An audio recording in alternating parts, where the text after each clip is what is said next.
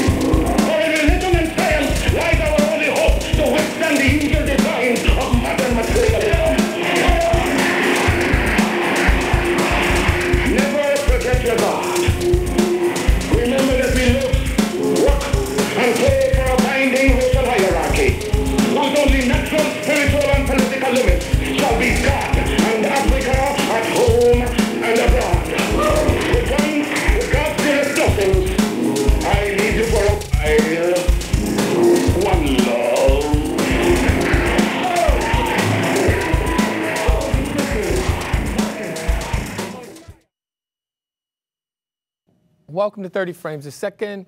We had an issue with our intro, but you know, you guys know it's 30 frames. Yeah, again, I said, fancy schmancy again, I say, play for some reason. It's Black History Month, and the show's going to be quite interesting today. That piece that you just saw was done, shot, exclusively edited, even composed music by the creator of the show, Nat Wood. Nat, welcome to your own show. Oh, thank you, brother. So, Nat, let me ask you, let's talk about that piece. That piece is very deep. Yeah, ain't nobody else gonna do no stuff like that. Yeah, but it started out, but everybody got a lot of the people who had gotten killed by the police. Policemen. Right. How did that piece come about, Nat? It's Black History Month. I started messing around, downloading stuff. Then I took a speech by Marcus Garvey, and then I went to GarageBand. I had some drum loops, so I cut up the drum loops to make an original drum loop. You know, like I'll take a piece of this and cut it, and then throw a piece of that in front of it and another piece until it becomes like original. Put that behind the Marcus Garvey speech, put all of that stuff together, and ran it as long as the Garvey speech. That's perfect. It was awesome. It was awesome. Yes, it's Black History Month, everybody, but check it out. 52 years ago today, Malcolm X was assassinated at the Audubon Theater up in Washington Heights in New York City. It changed America when he got assassinated. Well, yes. You know? Yes, and Donald Trump was at the museum in Washington today. The African American, sure. Whatever it's called. I don't know if it's called. Does he know that Frederick Douglass is dead, right? I'm not even sure he knows Malcolm X is dead. that Malcolm X is dead. No, I think they told him that Martin Luther King was dead. Right, I'm not sure. I'm not sure. He took special care to mention Martin's dream and stuff like that. Did he get it right? Well, Martin had a dream. It's hard to get Martin wrong. Well, you know, but it's hard. It's not hard for Donald Trump to screw it up. Well, you can't get Martin wrong. You can only leave out the end of it. Right. You know. Pertinent parts of it. Right. Intentionally. Right. But let's go back to Malcolm X. Malcolm X. During the 60s. Right, he died in 65. He did in 65, died in 65, 52 years ago today. He changed black people, the way we live. And not only did he change African Americans' lives, he changed the way he thought, it changed the way about how the Nation of Islam was looked at. Correct. You know. Islam, first of all, the Nation of Islam. Yeah, not Islam. The Nation of Islam added a component that had been lacking in the black community, especially under the recruiting direction of Minister Malcolm X. Right. From the beginning of 1900, even before then, there had been an urbanization and an intellectualization of the African American community. Right. We talked about this before. Right. We haven't talked about. We talk about African American history. And very few people, especially African Americans, don't know their history. Very much so. You're right. You're absolutely right. They know a couple of names. Right, but don't know the. But they don't know the history. And they don't know the history of African peoples. Right. You know, as opposed to there was this guy who did something with the peanuts, and there was this woman who sat on the bus. Right. You know, what shocks me though, Nat, is that a lot of African Americans. They may know Dr. Martin Luther King. Right. But if you ask the average under 30, they wouldn't have a clue of the actual history and what he did. Also, the most the part that concerns me the most, troubles me the most, is that they don't understand that black people didn't come from Martin. Martin came from black people. Right, absolutely. That there was a movement going on, and black people said, we want you to lead the movement. Right. It's not like Martin came to a bunch of ignorant black people and said, well, I was going to make you smart and take you somewhere. Right. I'm going to take you to the promised land. Correct, correct. They were already headed to the promised land. Right.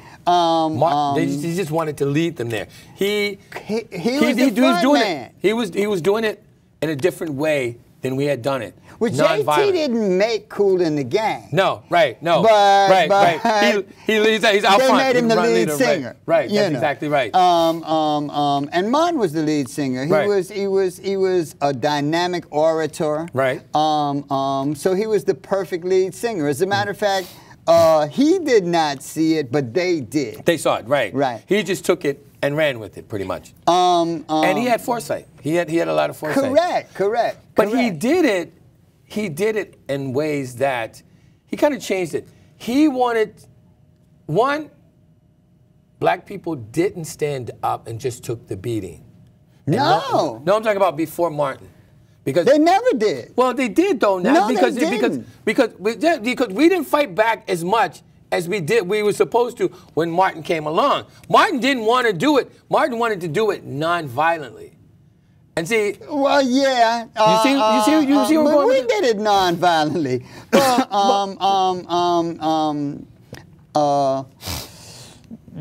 Ever since like 1939, and the reason why I really got into this was because, like I said, I'm doing this book thing, and my grandmother danced at the Apollo. Right. She was born in 1900.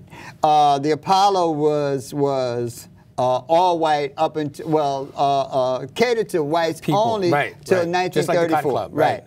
So in learning about my history and her history and her beginnings and understanding the Harlem Renaissance, I also understood that these things don't just happen. Even though they put up some names, W.B. Du Bois. They did not create this. It was work in progress. Correct. It was black people doing this, and they black people gave rise to great black people, as opposed to great black people giving rise to black people. Absolutely. And a lot of people, not just black people, but a lot of people in general don't know that. See, the average white person believes that we elected the leaders. No, and that's not true at all. No, And you have to remember that in the Civil War, black people serving in the Civil War actually tipped the scales of the Civil War. Absolutely. When they got France to fighting their wars, they really didn't get France. They got Haitians. Right. That's exactly right. But black people in the Civil War tipped the scales of balance. And we talk about Jim Crow and Reconstruction. But in 1900, and that's the year my grandmother was born. In 1900, 90% of African Americans lived in the Deep South under rural conditions. And those are horrible conditions. Cotton picking conditions. Slavery conditions. Well, worse than slavery because at least in slavery you are under the care and protection of whoever owned the plantation. And it wasn't a free-for-all. Now any illiterate, shoeless, redneck will come along and let's kill you. That's where most of the hangings and stuff took place under Jim Crow. That's exactly right. In 1900, 90% of African Americans lived in the Deep South under rural conditions. And people understand this. Rural conditions were a lot worse than ghetto. Oh my God! Conditions. And we're talking 1900s. We're talking about hopelessness. Where it was hopelessness, and it was like a lawless society when it came to black people. Correct. Whatever white folks said was the law. Whatever they made up. Whatever they made up. It was fine. It was just like Florida. What's the town in Florida? Rosewood. Rosewood. Now, what happened There was, and we talked about this before. There was this thing called the Great Negro Migration. That's exactly right. And Negroes, in search of a better education and a better future, left and headed north. Right. Left the Deep South and headed north in record numbers. Right. By 1934-35, 6 million blacks had moved from a rural condition, even those who did not leave the South, because not only was it in 1900, 1910, that's right, not only was it 90% of African Americans lived in the Deep South under rural conditions, but 80% of those were 80% of the 90% was in plantation settings. They weren't in cities. That's right. Very urban slash rural. Rural. Rural. Like farmland. Like, it was farmland. Yeah. It was farmland. It was farmland. Not only was there resistance to blacks moving out of the Deep South. Because they were cheap labor. There was cheap labor.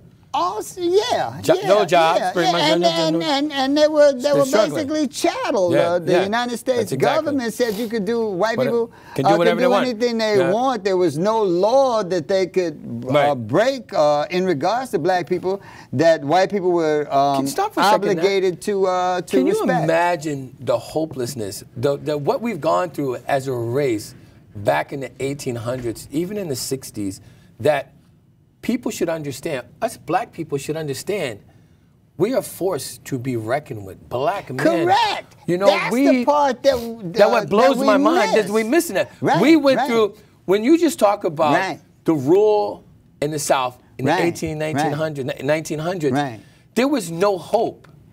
And their hope was, it appeared to be no hope because everybody's like, pray, especially in the way they talk about it, because if you analyze it period by period, anything white people did, black people had a response to.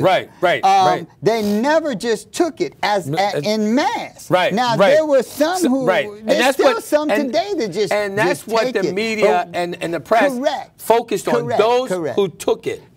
And there were more people who didn't take it and fought back and say, like Malcolm X's father, when Malcolm X's father, and that was true. Where you know what, you want to come and take take my house? I'm fighting back, and that was the majority of the black people in the South.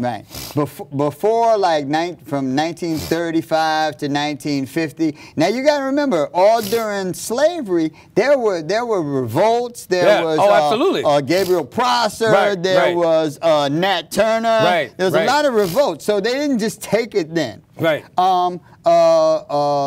Clear up until from 1935 to 1950, when the cotton gin was invented, slavery, you could get out of slavery. Black people, African Americans, were more growers of food and artisans and carpenters that could we formed our own infrastructure. We formed our own infrastructures, and there were ways that you could leave your indentured servitude setting and go out and make some money and either come up with some means to get yourself free. And that's where that 40 acres and a mule come from. And as we got ourselves free, we started setting up our infrastructure. Our infrastructure, We started building our own concert halls. Our own banks. Our whole, we had the whole everything. The cotton gin was invented by and by 1850.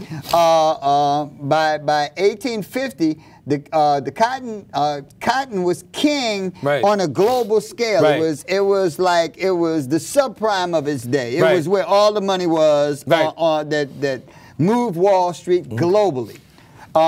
So they revoked meritorious manumission. That's how blacks got out of slavery. They and relegated everyone back to slavery, chattel slavery status. Right. There was some places like up north where. Okay. She hit the button. Right. Okay, unhit the button. Look. The revolution will not be televised. Yeah, when Marcus gets going. When Marcus gets going. Marcus is a force to be reckoned with. But in 1850, the South had reversed all of that. Abe Lincoln really didn't want to free the slaves. Right. He didn't. What he was talking about was new states coming in. Right. That's exactly right. And there was a big argument about that. And see, what I often I hear people like Obama, one of the greatest presidents he thought was Abraham Lincoln. And I'm not understanding. You gotta tell. He would always say stuff that he thought white folks would listen to because what was her name? Goodwin. She wrote I can't think of the lady's name. She wrote an autobiography of Abraham Lincoln. He's too smart. And I read the autobiography of Abraham Lincoln by this Pulitzer Prize winner. And that he was a very smart man. But he also thought black people was less. Correct. He was no different. Correct. He was no different than anybody. And you can go online. You can go online and read the Gettysburg Address in its entirety. And you will find out that is not the case. No, it was exactly. That is not the case. Abe Lincoln's own words. Even fast forward. When the Civil Rights Bill, you hear older black people talking about, Kennedy was a good man because he was going to sign the Civil Rights Bill. In fact, he didn't want to sign it. He was forced to do it. Correct. You know, so people like, the Kennedys were great people. They were pro-black. They really weren't pro-black. No. They were far from pro-black. They had during the 60s, black school children. I'm not talking about high school. I'm talking about grade school children left school for 3 straight days and forced and marched in demonstrations and forced Bull Connor to sick water hoses and dogs on them. Put them in jail, and as soon as they was released the next day, they came out and did this again. They did this for 3 straight days before Kennedy said enough is enough. That's exactly all over TV. And he was. Children. He didn't want to sign it. Correct. You know, and everybody said he would have been a great. You know.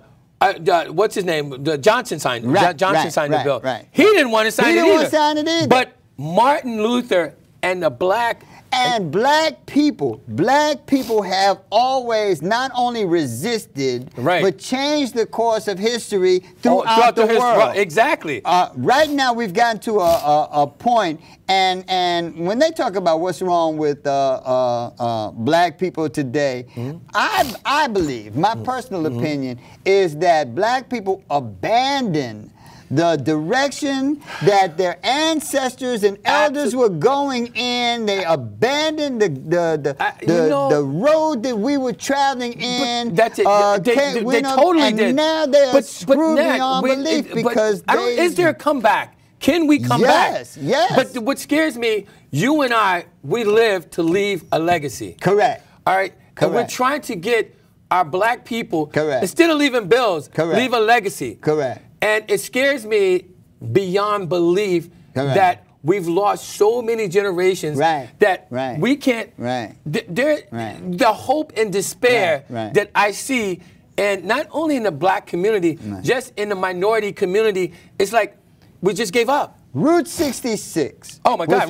Route 66. East to west. West to east, east to west. And the Great Migration, when blacks were leaving the rural conditions of the South, they had these things called sundown towns, where blacks had to be out of the town by sundown. And trust me, I remember that. Let me sidetrack. I was driving across country in a red Mercedes from D.C. to California via Georgia. And I remember a policeman stopped me for speeding in rural Georgia and said, "Don't let the sun down go down on your black ass." Right. You know, that's what that all came from.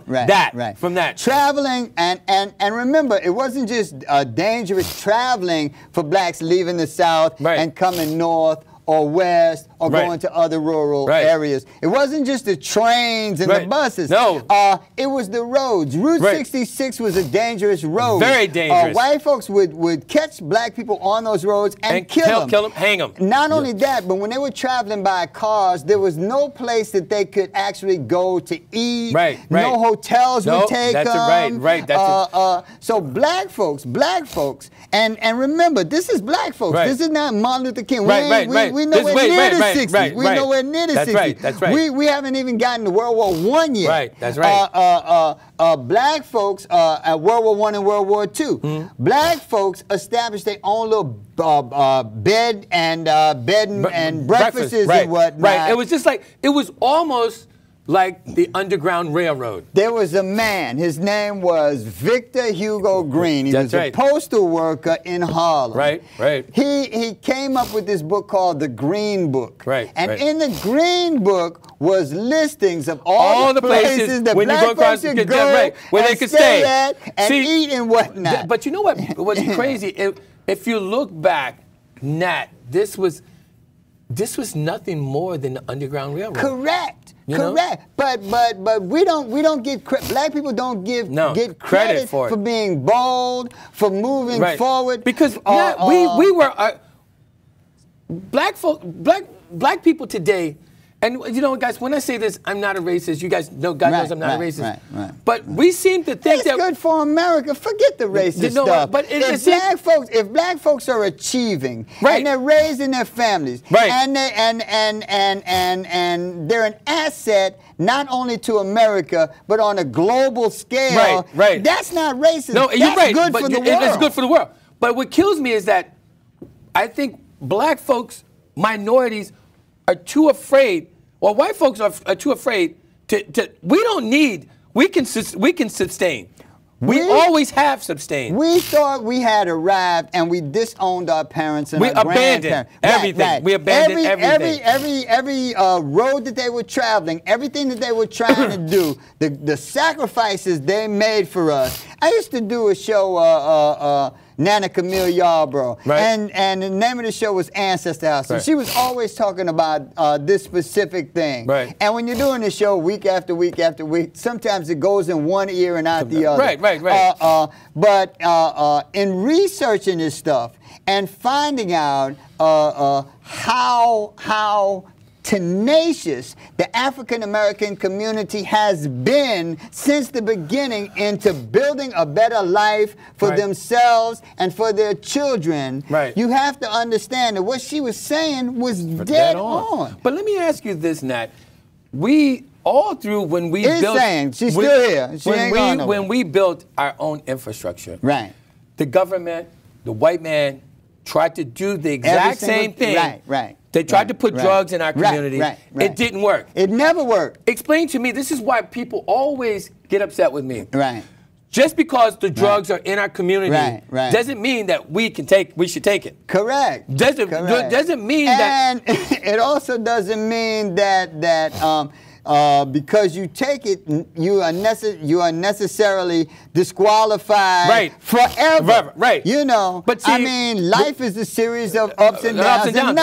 But see, this is where is it because not like in the 70s?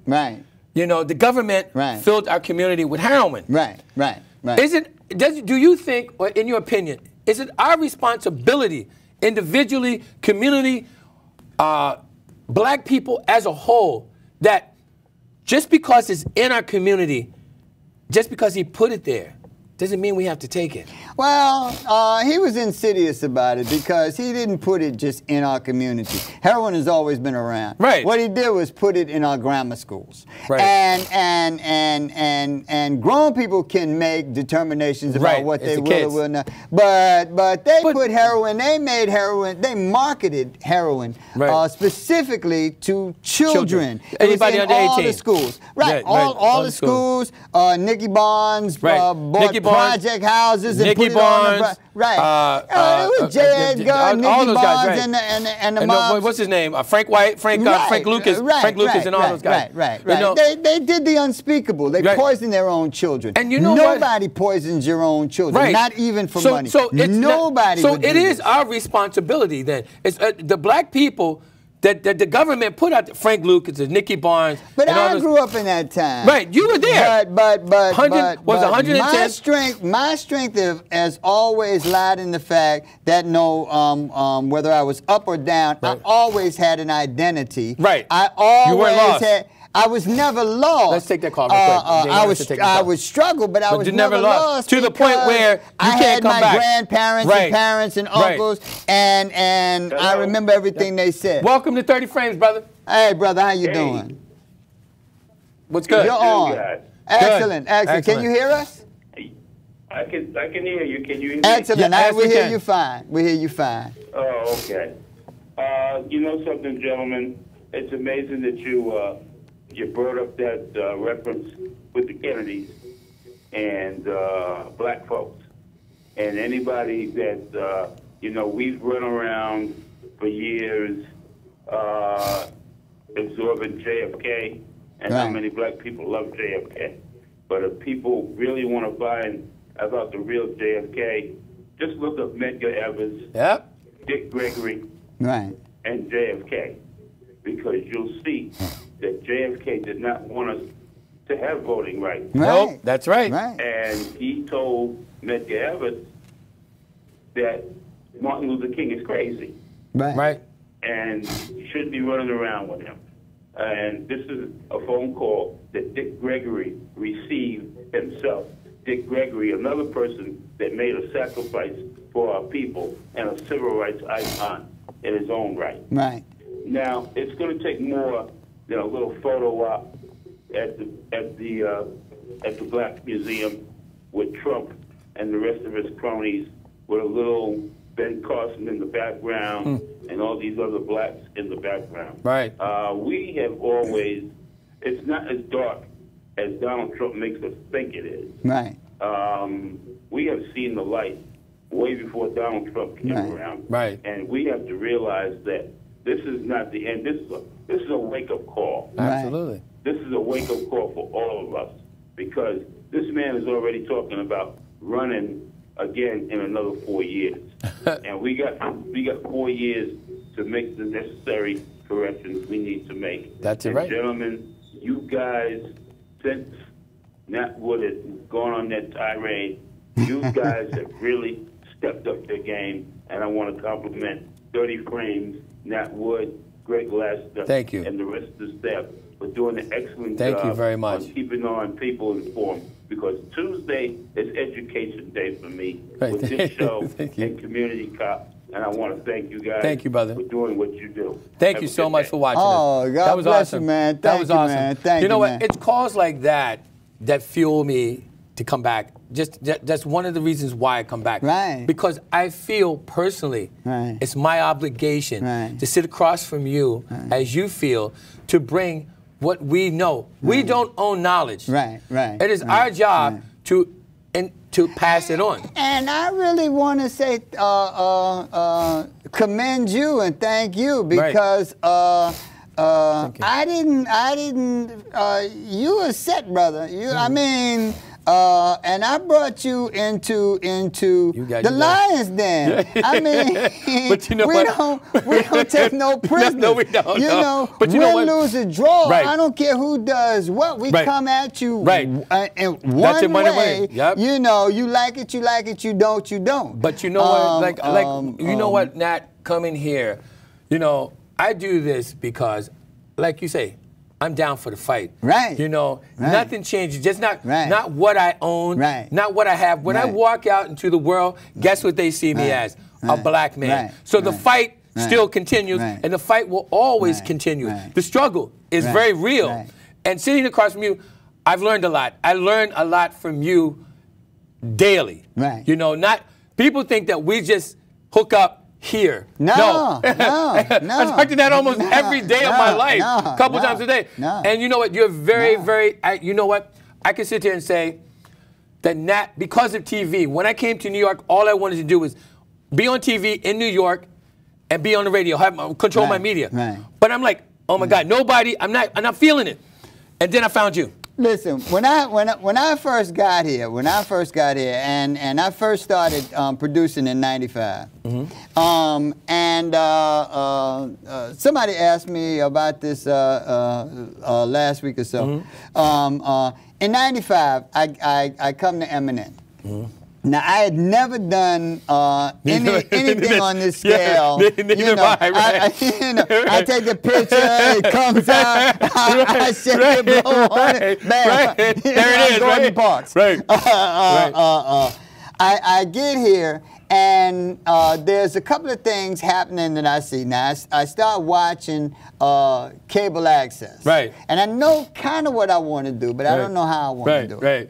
So there's three things that influenced the way I did. There was this woman became a friend of mine. She used to do like encouraging Alana Van Zant type stuff. Right. But she would do it. She had this Playboy guy who had all of this high def video equipment, and they would roll in this stuff. It'd be these naked chicks. They'd be dancing and whatnot.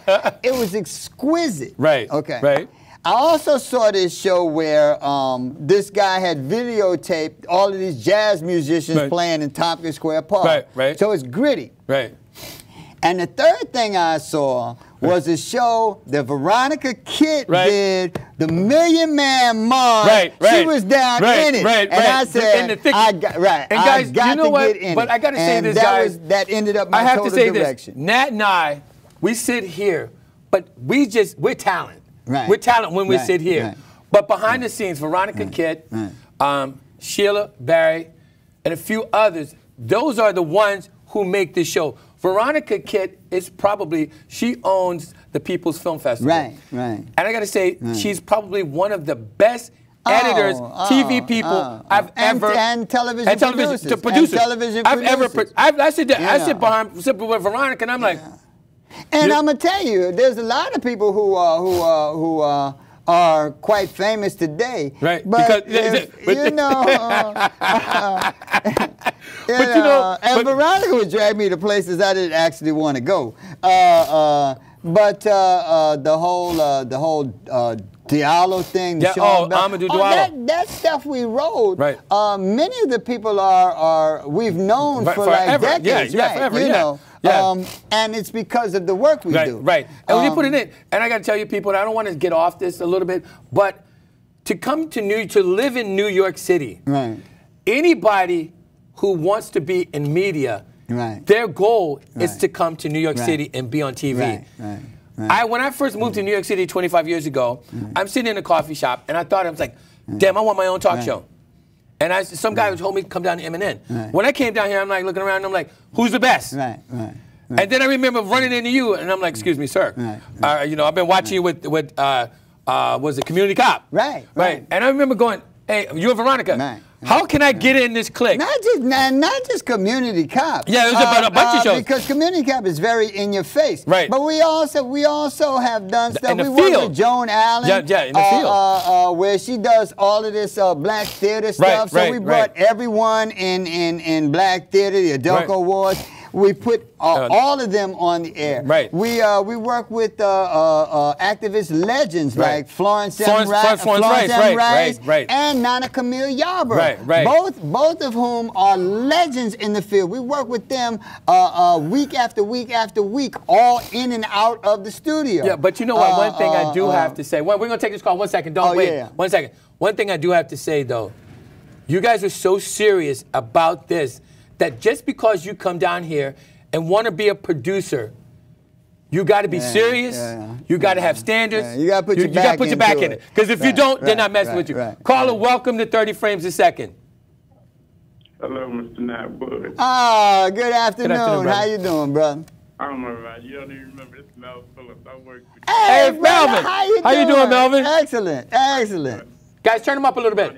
Veronica Kitt, I remember she used to drive me home after doing some shows with you all. I remember how brilliant your shows were when you were shooting in the street. Right. You had a brilliant show, and I always said, the camera work is excellent.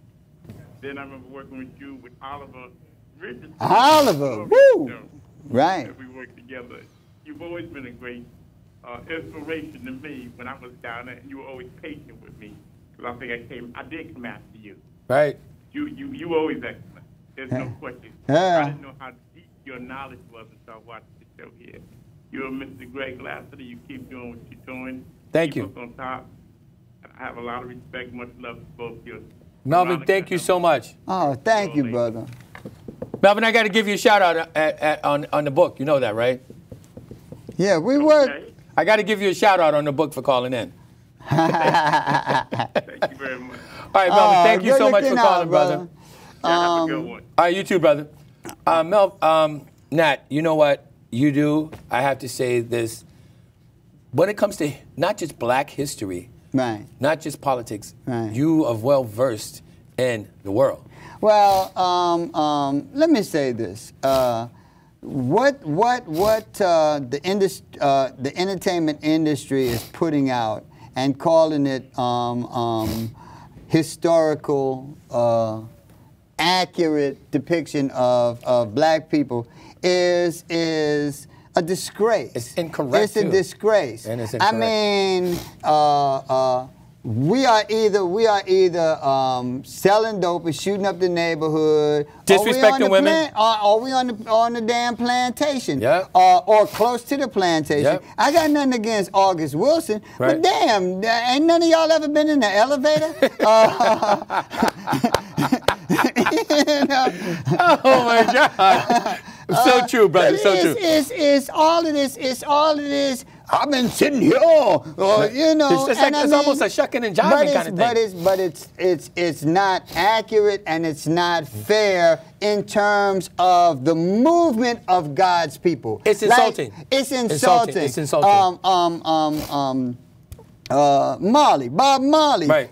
Movement of Jah people. Right. Nobody has actually depicted the movement of Jah people. No. And we have been moving, and that is why our young people are really in the predicament they are, because they have lost. They lost. We lost it. But how do we get? Because we get it from white folks. We used to get it from grandma. Black folks, like grandma, right. Grandpa, they used to pass it on. Big but mom. now we right. on the phone, and our music comes from them, and we justify anything, and we shooting each other up. Right. We have gotten away from the movement trajectory that we have always been on. How can we bring it back, Nat? We need to bring it back. You and I sit here day after. We don't do this once a week. We do this every day of our life, 24 hours a day. Seems like, you know. We got to force the issue, and we're going to keep forcing the issue. And I tell you know what? I get on here and I make white people hate me. Yeah, but you know what? That's okay. And then I make them hate me again. but now that I got your attention, right there you go. And see, now between you and me, see, we got media starting next Tuesday. I own an internet radio station called G Radio New York City. And Nat and I will do that. We will put it in your face. You can hear us, you can see us. And we're going to keep the struggle is real. And we're going to keep bringing it to you, whether you want. If you don't listen, it's going to be in your subconscious. Right. You know? And the entertainment industry not only distorts the music, and the message in the music, and the goals of the music and the music industry. Let's take this call. Caller, welcome to 30 Frames a Second. You're on the air. Hey. Hey, brother. How you doing? How you doing, brother? Hey, what's up? And the notorious Nat Woods. Shout out to all your crew. How you doing? Good. I'm doing well. Thank you, man. Hey, Nat, I wanted to ask a question because, you know, since you mentioned her, I totally forgot about her. Not forgot about her. I used to watch her all the time. Whatever happened to Camille Yarborough? Camille is still around. She's still touring with Ancestor House. I ran into her in Brooklyn. I taped some stuff she was doing in Brooklyn. I wish she was back at Eminem. Her power, her presence is well needed. But Camille is very, very active and very, very busy. I mean, Camille is Harlem Renaissance. Camille studied with Catherine Dunham.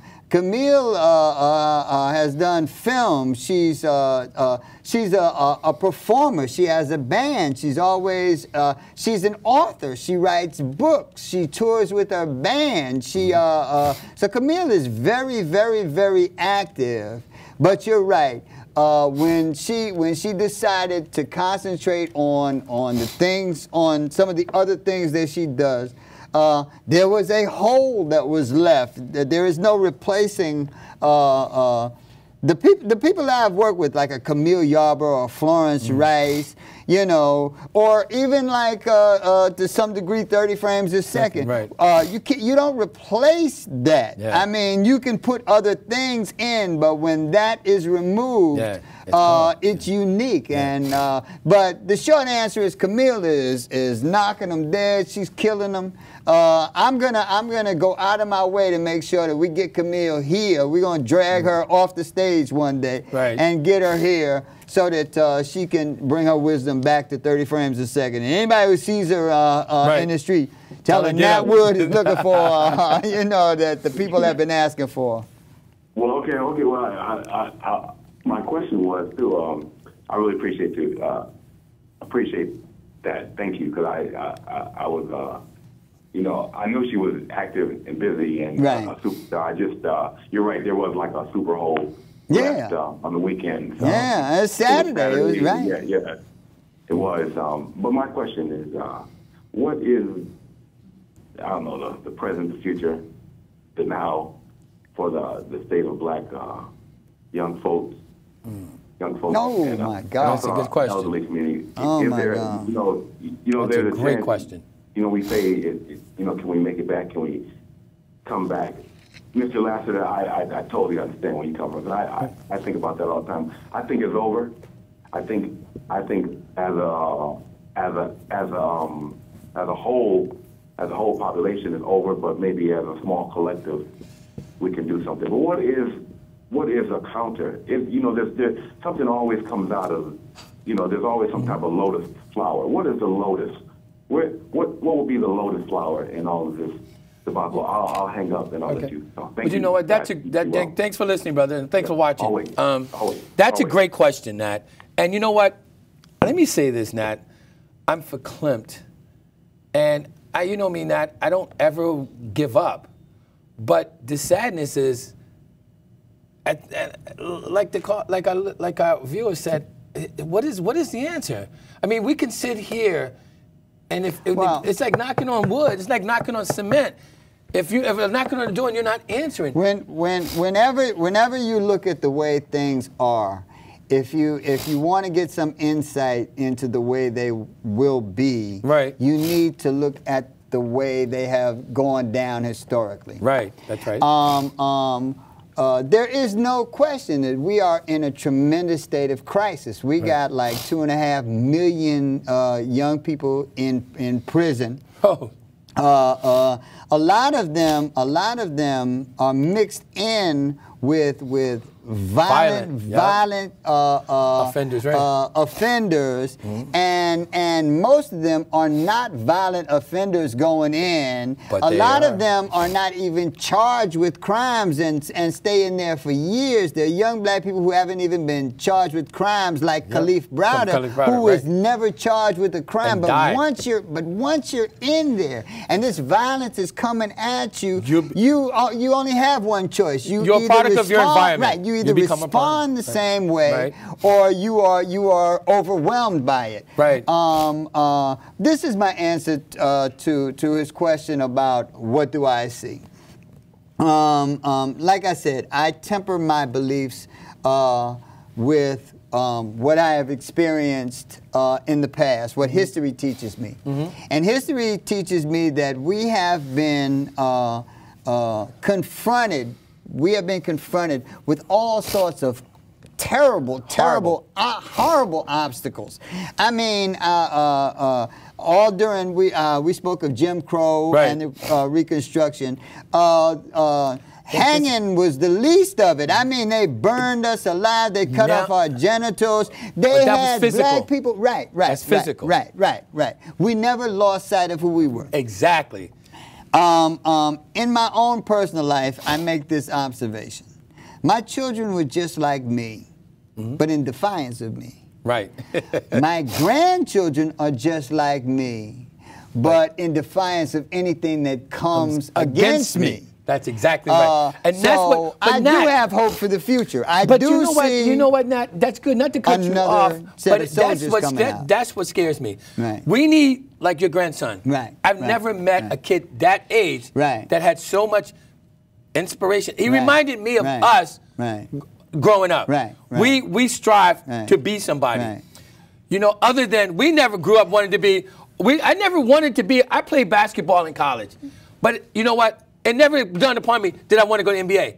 I wanted to be something and make a difference. They have laid so much crap on the doorstep of young people's older brothers and sisters, mothers and fathers, that there's no place for them to go but back to where we were when we were moving forward. Right. And I see them moving forward. So I am not of a mind that we are hopeless. Right. I am of a mind that we have always come back. Right. Always. We have never allowed any circumstance to crush us. We got emancipated because we pushed the issue, not because white folks got nicer. Right. But it has nothing to do with white folks now.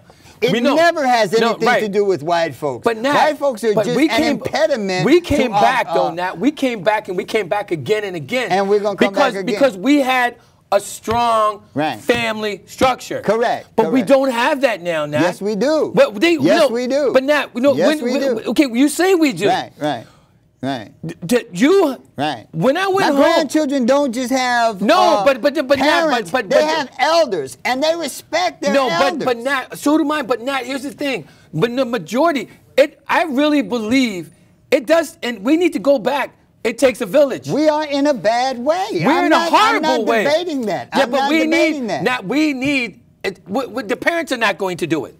Because you know what? Well, for every excuse in a bad way. Yeah, but then that's how they got in a bad way. That means we, as a village, people. That is correct. People, listen to me. That is correct. I beg you. I know we got to go and we got to wrap it up. I beg you. We need to come together as a community. I'm not just talking about black people. I'm talking about minorities in general. We need to go back to that. We need to raise a village. A village. Man, I can't believe we don't run out of time. Listen a minute. Hey, look, what are you going to say? Hey, look, guys, I want to thank everybody for watching 30 Frames. Nat Wood, thank you so much for having me as your host continually. Brother, you are the man. Thank you for coming in this hell. I love you, man. But guys, remember this. You know what? Like I always say, I'm going to leave it with Nat with the last word. Always this. Shoot for the moon. If you miss, you're still among the stars, baby. It's on you, Nat. I want to thank everybody for tuning in. We'll see you next week. We got Women's Takeover next week. Yeah, so the week after. We got some real Earth disturbers coming in next week. I'm like the prelim. The setup, right? Yeah. We'll see you next week. I want to thank you for tuning in, and peace. We out. They right on time. Right? Thank you, guys. We're out of here. Thanks, Nat. Thank you, brother.